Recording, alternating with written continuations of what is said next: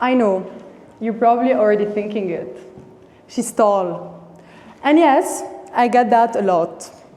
But imagine being 13, coming home from school, opening your laptop and typing, how to stop growing taller. That's what I used to do.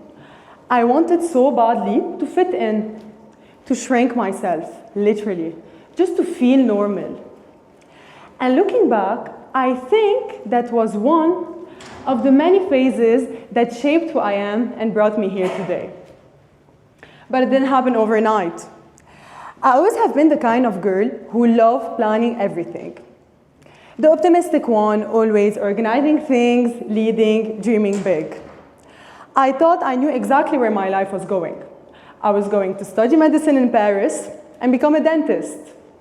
So I left home at 18, ready to conquer the world.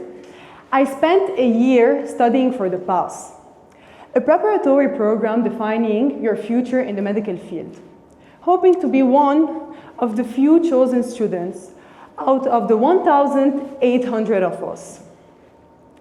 12 hours of studying every single day. And when I say pressure, I mean the kind that steals your sleep. I would wake up with flashcards in my hands, fall asleep on my notes, and feel like my entire future depended on every single chapter. Slowly, the stress became so intense that I forgot what normal even felt like. And that's strange, because I've always loved life, going out, laughing, being around people. But that year, I convinced myself I had to disappear for my dream. And when the results came, I didn't make it. Just like that, my lifelong dream was over. I came back home to Lebanon, and suddenly, everything I had imagined for my future disappeared.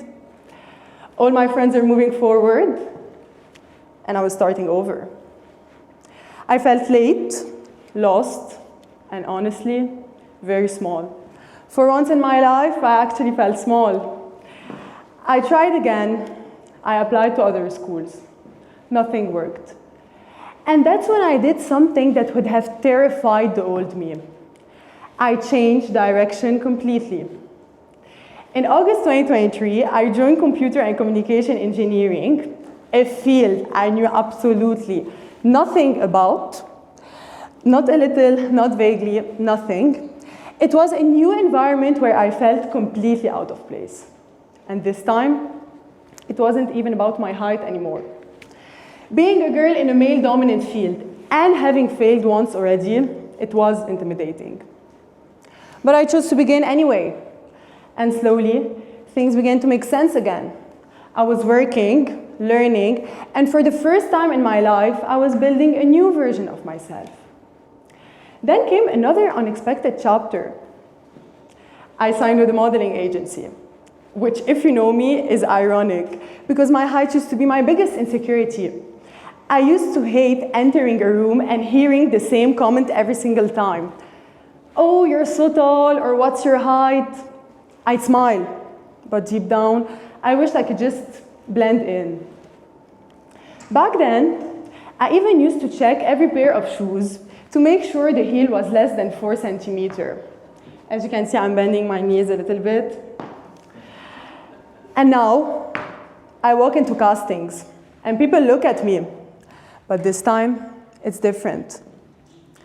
It's not curiosity or judgment, quite the opposite. I found a place where I finally fit in, where my height felt like an advantage, not something I needed to hide. And trust me, the modeling industry in Lebanon isn't easy. It's still small, not always supportive, and far from perfect. But I learned to show up anyway. I trained, I did photo shoots, I worked on real fashion shows, and I was part of a campaign that was featured on El Arabia, MTV, CNN Arabia, and all the fashion magazines in the Middle East. Today, my life looks nothing like what I imagined at 18. And honestly, I think that's the part I'm most grateful for. Those past few years, were filled with doubts, failure, and changes. Words our mind instantly label as negative, and yet they are the very things that pushed me and shaped me as a stronger person. And if there is one thing those unexpected years taught me, it's this. Being vulnerable will take you further than being perfect ever will. I used to think that strength meant knowing everything, controlling everything, never failing. But that was just ego. And ego kept me small in a way my height never did. Ego told me that failing meant I wasn't enough. Ego told me I was late compared to everyone else. Ego told me to hide the parts of myself I didn't love. But vulnerability let me begin again. It allowed me to say, I don't know, I'm scared, I'm trying anyway. And every new part of my life, engineering or modeling, started the moment I stopped pretending I had all figured it out. So yes, my name is Clara Abou Rjeily. I'm 21 years old, and I don't have all the answers. But I know this, when you choose vulnerability over ego, you choose growth over fear. Whether you're 21 like me or 45, fear isn't a weakness. It's the cost of choosing something real. So if you're scared of change right now or feel insecure about something, trust me, it makes sense.